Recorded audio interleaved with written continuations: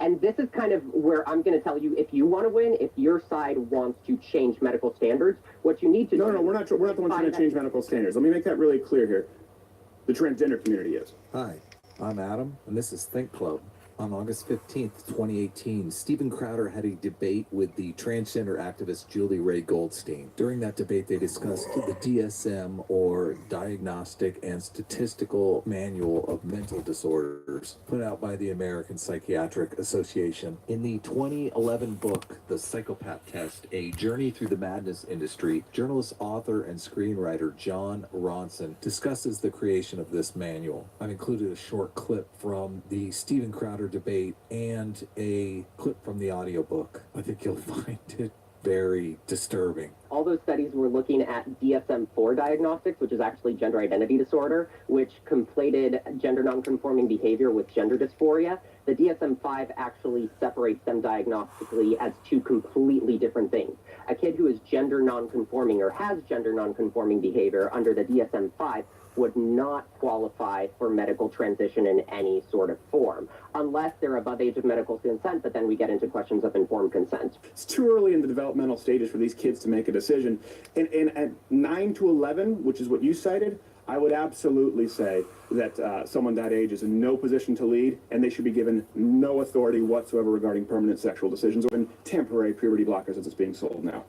Well, again, you're going by DSM-4 standards, which the vast majority, even the person who put the DSM-4 standards in place, Dr. Zucker in Canada, pretty much stated that the reason he changed the DSM-3 standards, which actually fell more towards gender dysphoria, into the DSM-4 standards, which conflated gender nonconforming behavior with gender dysphoria, is so he could pathologize. We can put up the DSM-5 standards, and I'd be glad to send that over to that your audience can see that too, so that they can make the decision for themselves and they can see the standards. I think they can see the standards, and that's another thing that's I think very, very important, because you can go to 5 different psychiatrists and get 5 different diagnoses. David Rosenhan was a psychologist from Swarthmore College, Pennsylvania, and Princeton. Like Spitzer, he'd grown tired of the pseudoscientific ivory tower world of the psychoanalyst. He wanted to demonstrate that they were useless as they were idolized, and so he devised an experiment. He co-opted 7 friends, none of whom had ever had any psychiatric problems. They gave themselves pseudonyms and fake occupations, and then, all at once, they travelled across America, each to a different mental hospital. As Rosenhan later wrote, they were located in 5 different states on the east and west coasts. Some were old and shabby. Some were quite new. Some had good staff-patient ratios. Others were quite understaffed.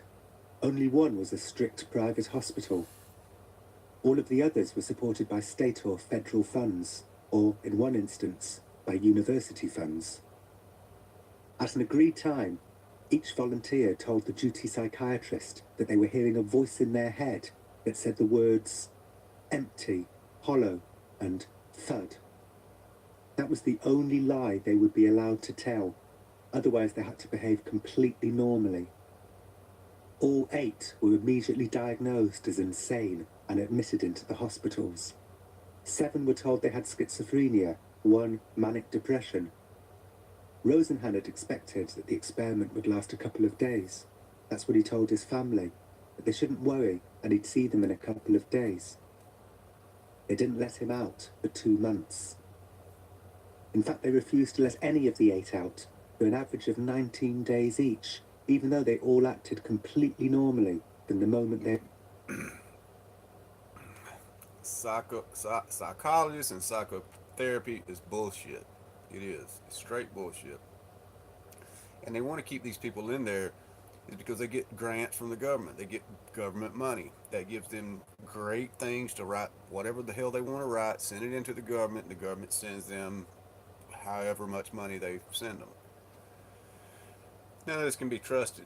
You can't have people who do not know you tell you what's going on. And talking about the voices in the head, hell, everybody at some point in time goes through, I'm not saying voices in the head, but in a way I see why you would call it that, because you do. Every person, they hear these, when you feel good, and when you're doing good for yourself and all that, everything in your head's good, it's happy, this and that.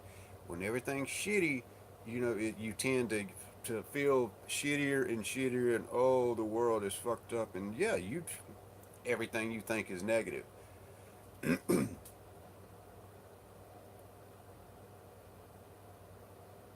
They were admitted.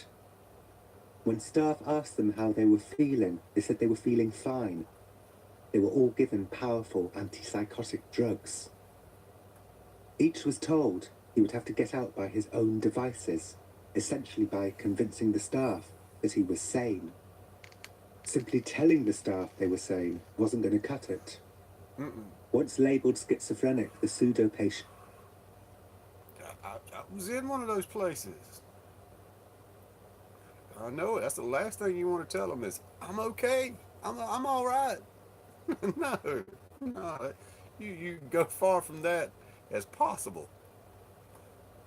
was stuck with that label, wrote David Rosenhan in his paper on being sane in insane places in 1973. There was only one way out. They had to agree with the psychiatrists that they were insane and then pretend to get better. When Rosenhan reported the experiment, there was pandemonium. And that agreeing to be insane, that goes along with what they're really under, this socialist communist shit, to where if you can label so many insane, this and that, then they'll never be able to have their rights back again, in America anyway. I mean, that's what it really comes down to. They want everybody who's on drugs or has ever been here or there or whatever, to where they can't protect themselves anymore. We have to have an army to protect our government against them.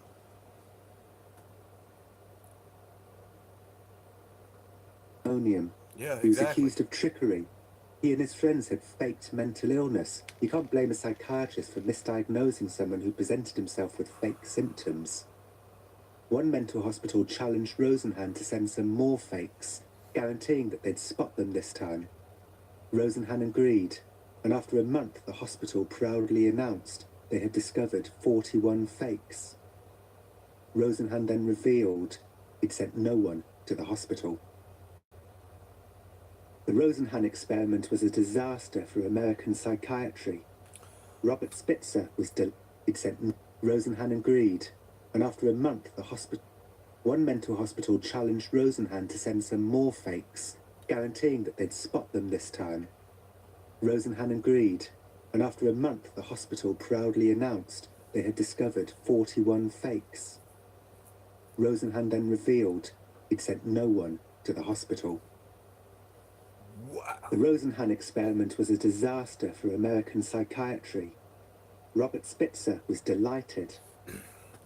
That just proves it's all bullshit. It's straight fucking bullshit. You know, it's a known fact that down in Georgia for a long time that you couldn't get away with, oh, I was mentally ill. You really couldn't with most crimes and things like that. Now more and more you do see it creeping in, you know, with lawyers that will bring in some psychiatrist or this or that.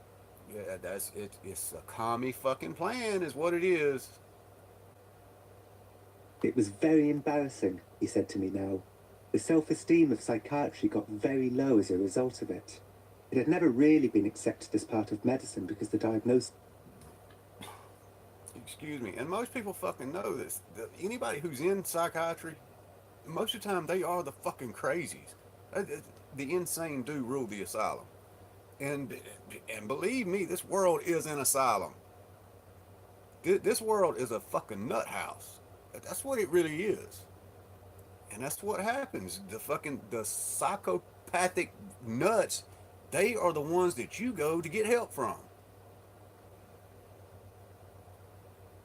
Were so unreliable, and the Rosenhan experiment confirmed it. Spitzer's respect lay instead with psychologists like Bob Hare, who eschewed psychoanalysis for something more scientific. Checklists, emotionless catalogues of overt behaviour. But there was only some way of bringing that... There was one time I was in the hospital because I was jonesing so bad off of opiates, morphine, Oxycontin, and all that. And so I was sick. I really was. I was bad off because I'd been doing a lot. And so I go in there and I tell them, I said, look, that I'm DTing really bad, and can they help me out? Well, I go in there and I tell this damn doc, and the hospital's shut down now. But I tell him, I said, look, I was getting a subtech from my psychiatrist over in Eastman.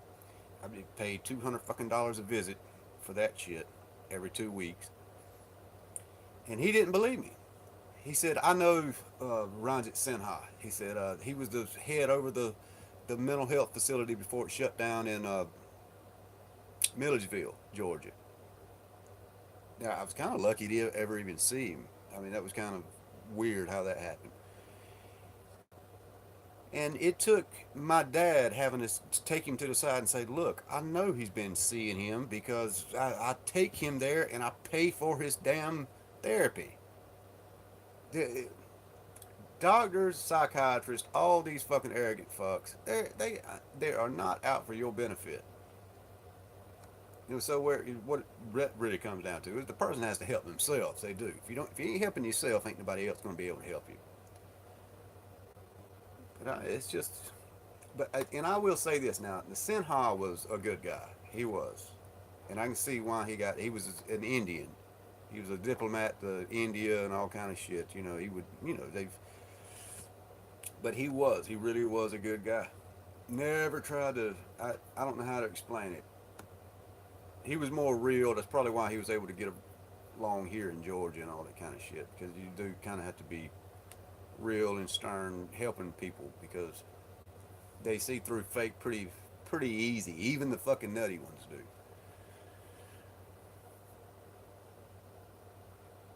That kind of discipline into psychiatry. And then he heard that there was a job going, editing the new edition of a little-known spiral-bound booklet called DSM. The first edition of DSM had been 65 pages, Spitzer laughed. It was mainly used for state hospitals reporting on statistics. It was of no interest to researchers at all. He happened to know some of the DSM people. He'd been around when gay activists had lobbied them to get the mental disorder of homosexuality removed. Spitzer had been on the activist side and had brokered a deal that meant being gay was no longer a manifestation of insanity. His intervention gained him respect from everyone, and so, when he expressed interest in the job editing DSM-3, it was a foregone conclusion. Ain't that crazy? I mean, ain't being gay crazy? I'm sorry. Whether you're a woman or a man.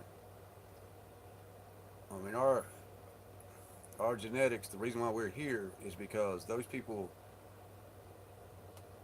were not there to carry on life. I mean, for anybody saying gay or lesbianism, or which is all the same thing, fucking gay is gay, man or woman. That's not right. I mean, if people want to do it, they should be. They should keep it to them. They should know that they are crazy, and if they want to be crazy, they're free to be fucking crazy. But goddamn, me saying that, oh, you're better than fucking heterosexuals. I mean, that's who's the craziest? The heteros that say, oh, I love my gay friend just because he's gay, or is it the gay man or a woman? I think I know who's fucking craziest. I think I know who's the most fucking brainwashed out of that scenario. Anyway, he said, there was nobody vying for the job. It wasn't regarded as a very important job. What nobody knew was that Spitzer had a plan to remove, as much as he could, human judgment from psychiatry. For the next 6 years, from 1974 to 1980, he held a series of DSM-3 editorial meetings inside a small conference room at Columbia University. They were, by all accounts, chaos. As the New Yorker's Alex Spiegel later reported, the psychiatrists Spitzer invited would yell over each other. The person with the loudest voice tended to get taken the most seriously. Nobody took minutes. Of course we didn't take minutes, Spitzer told me. We barely had a... See, I've gone on longer than 15 minutes now. That's cool. I had to reset my phone. Just totally reset it and all that. So now everything seems to be working pretty well. It really does. I'm glad to see that. Glad to see I can still live stream too. I was wondering about that. Because you have to re-sign in and all that kind of stuff. A typewriter. Someone would yell out the name of a potential new mental disorder and a checklist of its overt characteristics. There'd be a cacophony of voices in assent or dissent, and if Spitzer agreed, which he almost always did, he'd hammer it out then and there on an old typewriter, and there it would be, sealed in stone. It seemed a foolproof plan. He would eradicate from psychiatry all that crass sleuthing around the unconscious. There'd be no more silly polemicizing. How's that? Human judgment hadn't helped his mother. Instead, it would be like science. Any psychiatrist could pick up the manual they were creating, DSM-3, and if the patient's overt symptoms tallied with the checklist, they'd get the diagnosis. And that's how practically every disorder you have ever heard of or have been diagnosed with came to be invented. Inside that chaotic conference room, under the auspices of Robert Spitzer, who was taking his inspiration from checklist pioneers like Bob Hare. Give me some examples, I asked him. Oh, he waved his arm in the air to say there were just so many. Post-traumatic stress disorder, borderline personality disorder, attention deficit disorder. Then there was autism, anorexia nervosa, bulimia, panic disorder. Every one a brand new disorder with its own checklist of symptoms. Here, for instance, is part of the checklist for bipolar disorder from DSM-4. Criteria for manic episode: a distinct period of abnormally and persistently elevated, expansive or irritable mood lasting at least 1 week. Inflated self-esteem and grandiosity.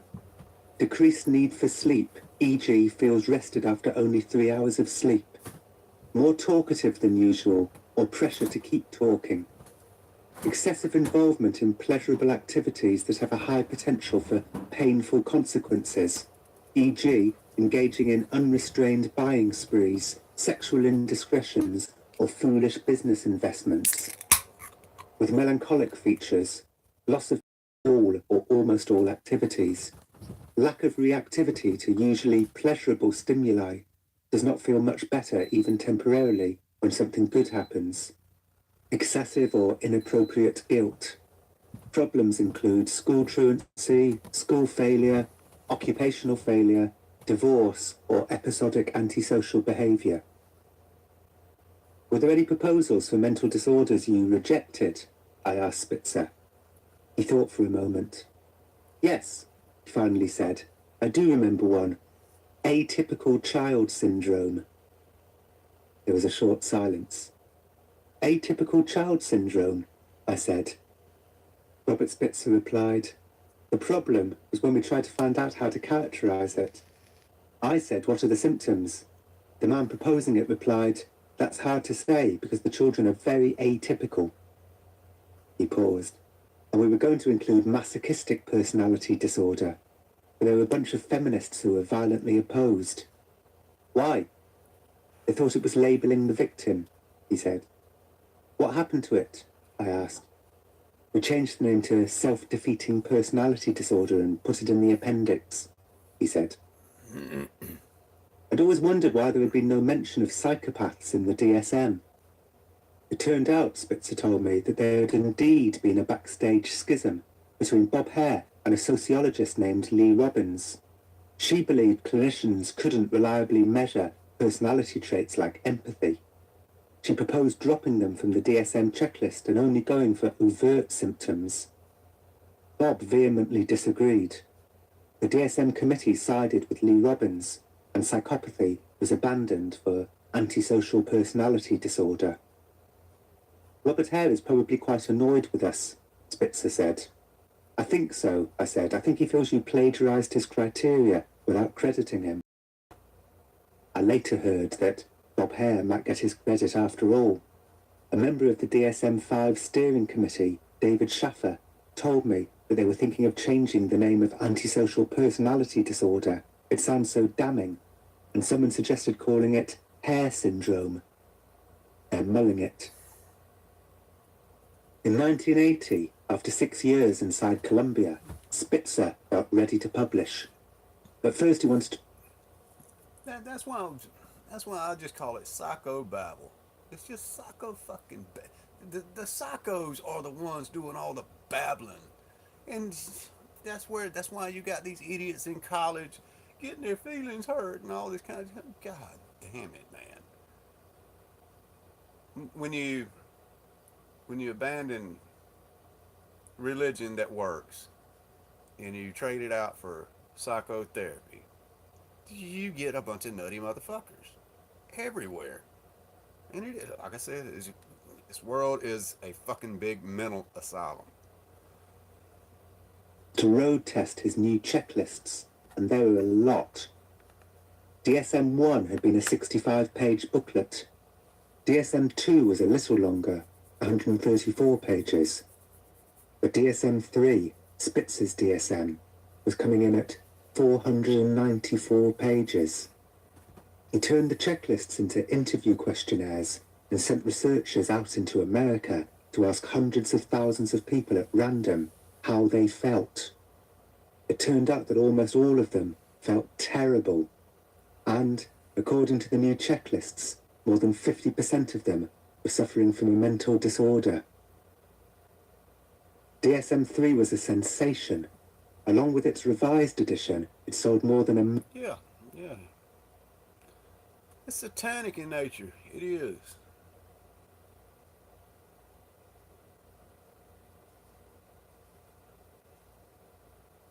It's the worst thing the world ever fucking experienced.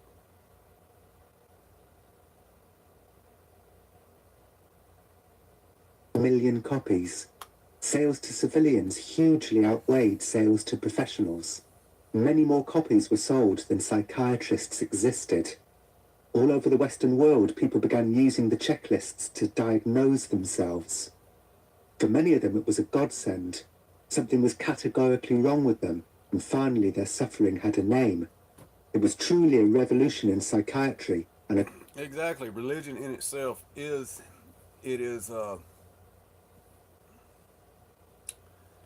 it's not socialist. It's you have to do it. It's individualist is what it is. You have to do it. You have to make the choices. All of this psychotherapy is somebody else would decide whether you're nuts or not, and then you'll have to go along with their program.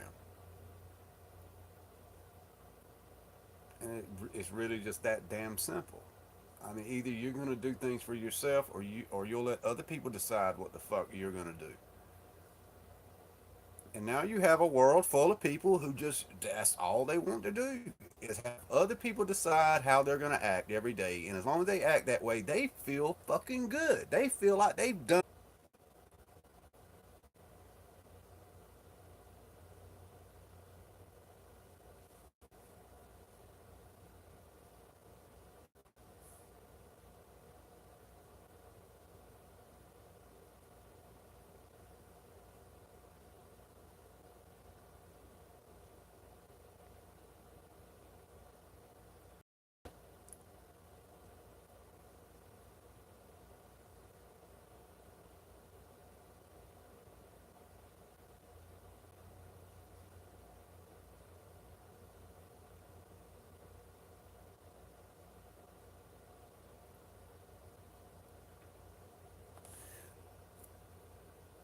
What it's looking like when I see my thing here is minus 34, 60, 59, 58. So 34 minutes at the most, maybe all I can do. I'm just trying to figure this out, what I'm doing. I hadn't even noticed that. But I'm going to let this run just to see if that's what that is. I'll keep an eye on it.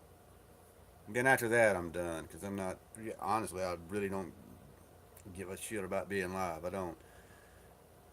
But I was having to check everything, making sure everything still came back up, and I was able to sign in, go live, this, that, whatever.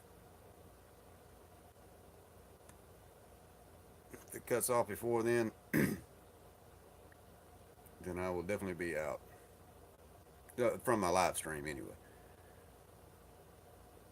34 minutes, exactly right now.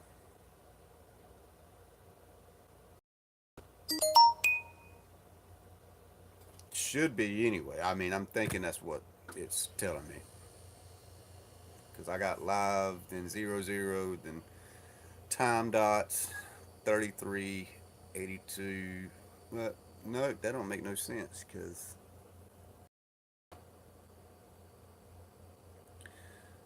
let me see where it starts off.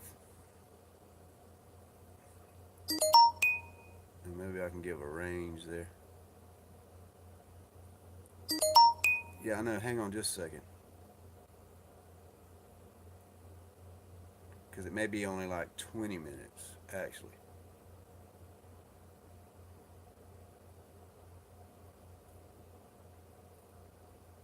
I don't know. I don't know what this means. Hang on, because I'm getting down to 0 again. I want to see where it starts off. I'm fucking confused.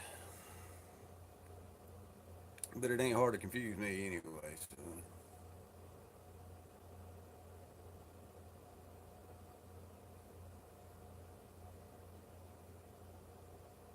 I've got to get a bigger phone too. I didn't want to get one because damn, that one fits in my pocket well and all that kind of shit. And yeah, I know. Hang on just a second. Hang on. Give me 10 seconds now. Hang on.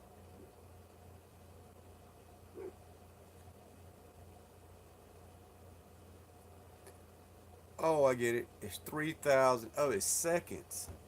Dumbass. I'm a dumbass.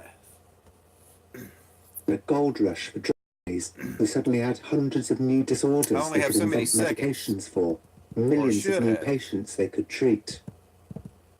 The pharmaceuticals were delighted with DSM, Spitzer told me, and this, in turn, delighted him.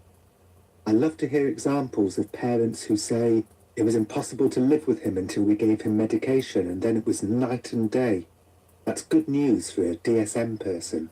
What's your position on transitioning children? If for people who don't know, I'm against it. I think it's child abuse. Sure, I think we have to really stick by the DSM-5 and WPATH SOC standards. I don't think it's as simple as every kid who says that they're transgender immediately puberty blockers, hormones. I think everybody, kids. 5,000 seconds is 83 minutes. I think I may have started around 4,000 seconds, so but that's still not as long as when I got cut off. I'm just trying to figure out these numbers that are ticking at the top of my thing here.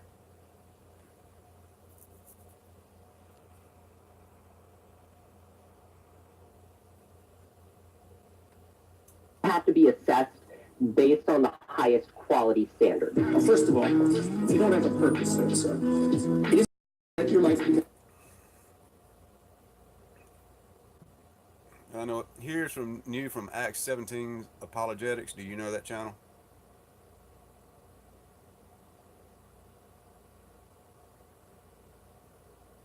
It's the best channel in the world about what happens with the religion of peace. Acts 17 Apologetics. He's saying goodbye. I'm fixing to watch this, but I hope his channel's still up because he had the best info in the damn world. So he might be having to move on to greener pastures, so to speak. Well, I guess this is goodbye to this location. I've been sitting here for, I don't know, 8 years in this spot, recording videos. You don't notice because I took the books out from behind me. We're finally moving. We've been here for. No, he's actually moving. He's actually moving. Okay. Oh, if you don't know that channel, you'll now. I'm talking complete days. Just Awesome. Completely awesome. For 13 years, There's some kind of church of some kind, and they nail it on the head every time. But all they do is talk about the religion of peace and how unpeaceful it can be in every way. Every way. and so this is where I normally record. A lot of people always ask me why I'm always turned sideways in my videos, and the reason was I wasn't in any sort of office when I was recording here in my bedroom, and behind me that wasn't a desk, that was my wife's dresser. I just put bookshelves on top of it so that it would have the appearance of some sort of sophisticated office. And in front of the dresser was the bed, and there was only about a 2-foot gap in between the dresser and the bed. So the only way a chair would fit is if I wedged the chair sideways in between them. I couldn't turn it to face the camera. It would be sideways, and so I always had to be turned sideways like that. So I did that for years, but it was always difficult recording here in videos were made, and over here, never recorded anywhere else because I didn't want to give like jihadis a roadmap of the apartment here. You know, I never get his. I'll play one of his videos because I never get notifications now, and you do forget if you got so many channels, you forget. Especially if you're like me and you already know it anyway, it's real easy not to.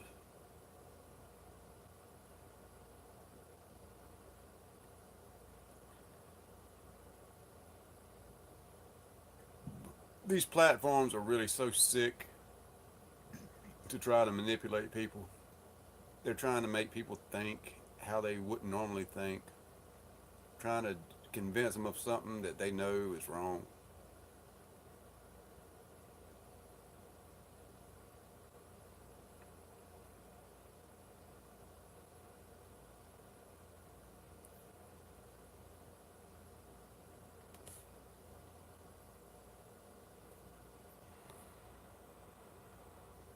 Yesterday, I posted a short video about people calling Richard Dawkins a racist for saying that he prefers the sound of church bells to the sound of Allahu Akbar.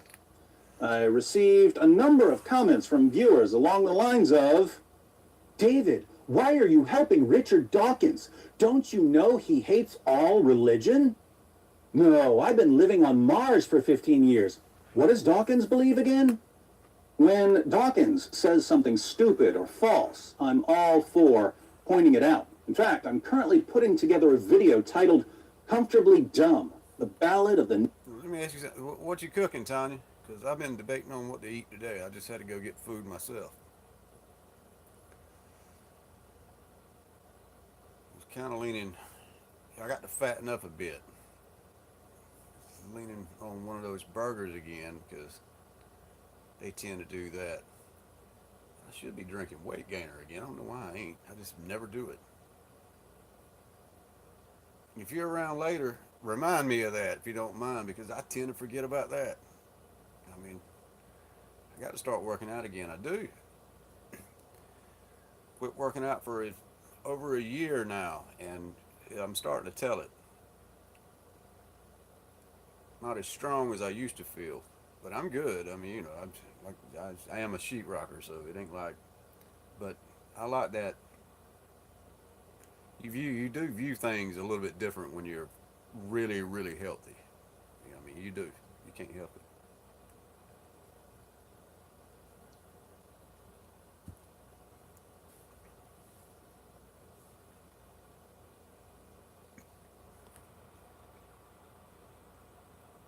Take your time. Take your time. You might be eating. Hell, don't even worry about it if you're eating.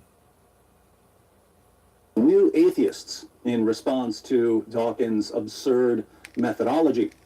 But it's never crossed my mind, just because I disagree with someone on some issues, even extremely important foundational issues, I should therefore keep quiet when morons call him a racist for a tweet that had absolutely nothing to do with race. In other words, I reject the idea that if I disagree with someone on one issue, I have to disagree with him on everything and keep quiet while a mob buries him in false charges. Shortly after I posted my video, I noticed a related discussion unfolding on Twitter, a discussion that initially seemed like a breath of fresh air, but quickly turned into a nauseating stench.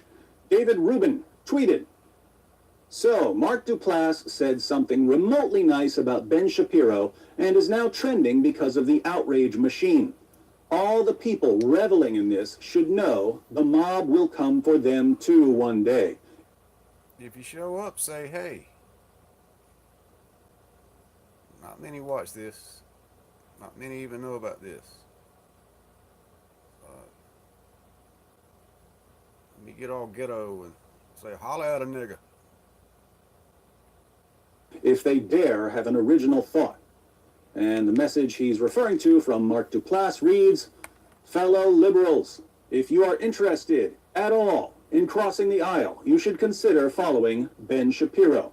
I don't agree with him on much, but he's a genuine person who once helped me for no other reason than to be nice.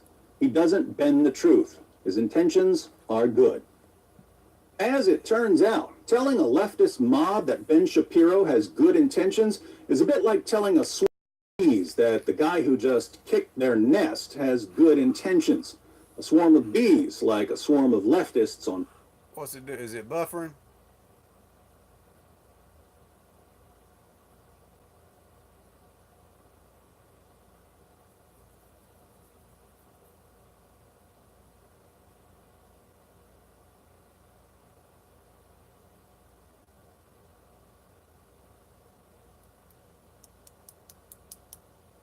Oh, hey, Hill.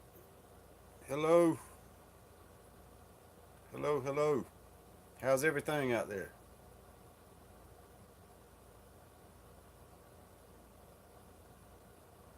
Y'all haven't started a revolution yet?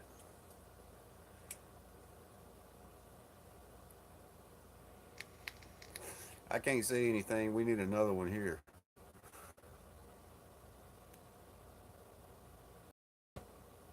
Ah, good. Damn good. That's where it starts. It starts in the head. It starts in the mind. It starts in the private talks in the bars and here and there.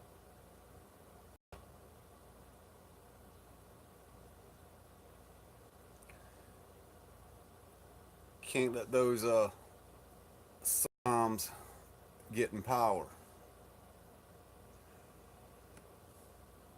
That's all they are. on Twitter is too stupid to understand intentions. You see, the leftist mob doesn't want to cross the aisle. Instead, they want to, dare I say it, build a wall. Not surprisingly, Mark Duplass was bombarded with abuse.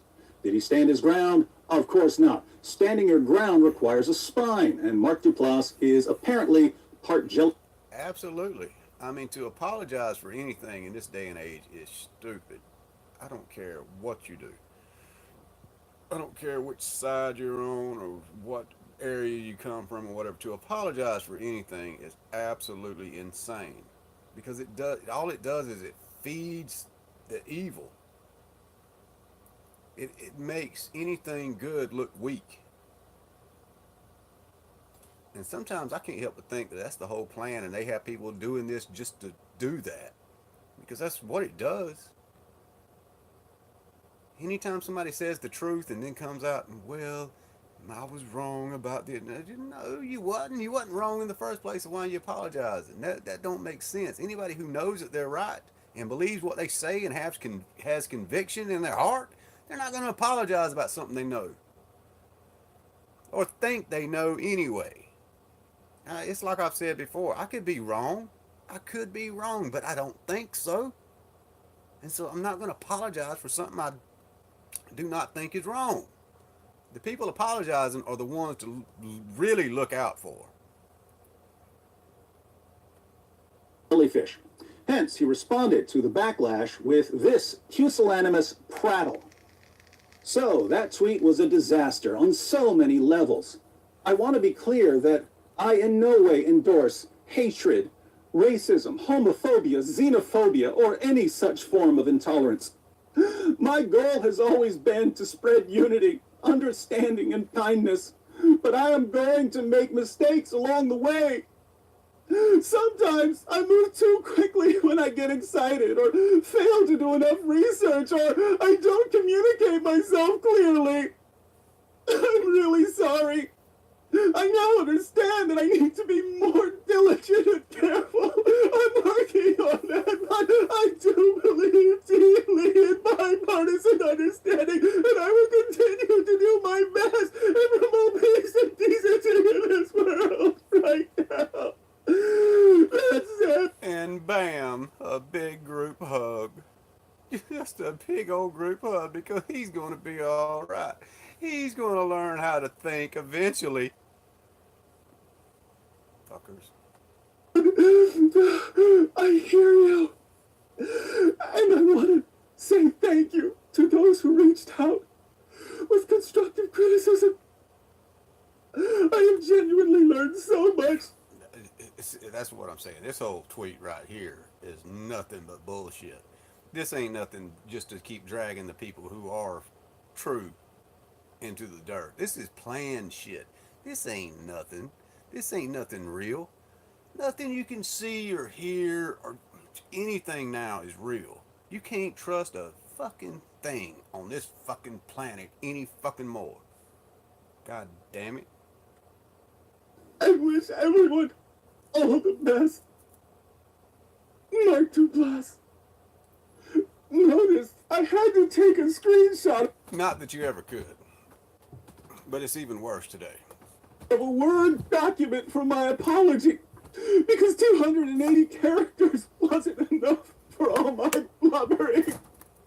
Do you forgive me? Predictably, the apology of Mr. The apology of Mr. Duplass was taken seriously by no one and ridiculed by vertebrates everywhere. At least have the guts to say you were bullied into this. We all saw it happen. Acting like this was just people giving you constructive criticism makes you look doubly worse. People got so mad that I felt I had to take it back is the only truthful thing you could have said.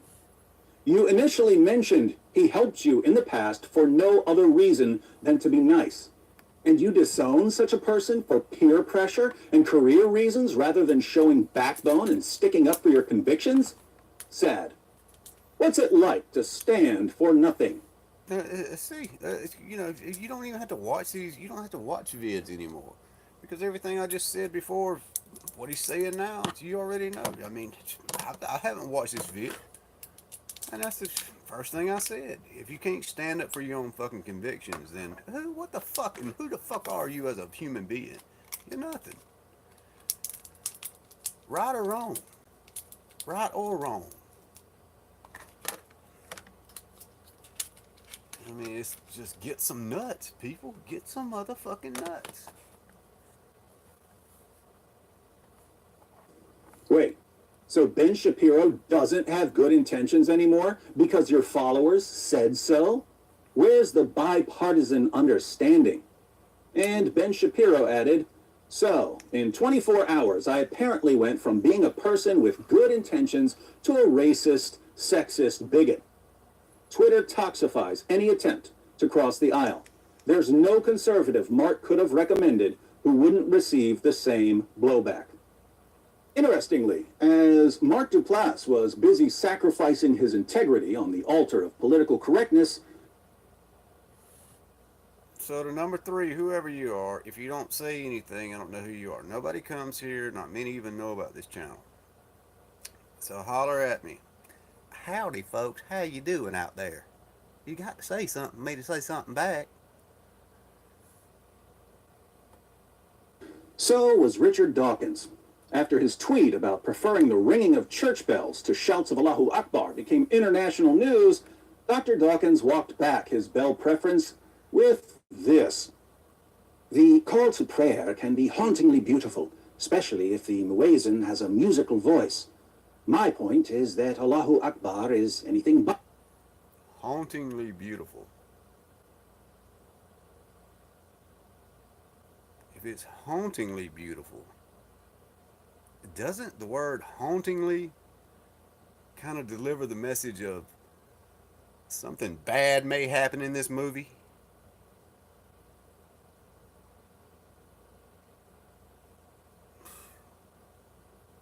Not beautiful when it is heard just before a suicide bomb goes off. That is when Islam is tragically hijacked by violence. So he's just sad that the hauntingly beautiful Allahu Akbar has been hijacked by violence. Of course, I can't help but point out that Allahu Akbar was hijacked by the founder of Islam himself. Ibn Ishaq, page 511. One whom I do not suspect told me from Anas bin Malik, when the apostle raided a people, he waited until the morning. If he heard a call to prayer, he held back. If he did not hear it, he attacked. We came to Khaybar by night, and the apostle passed the night there.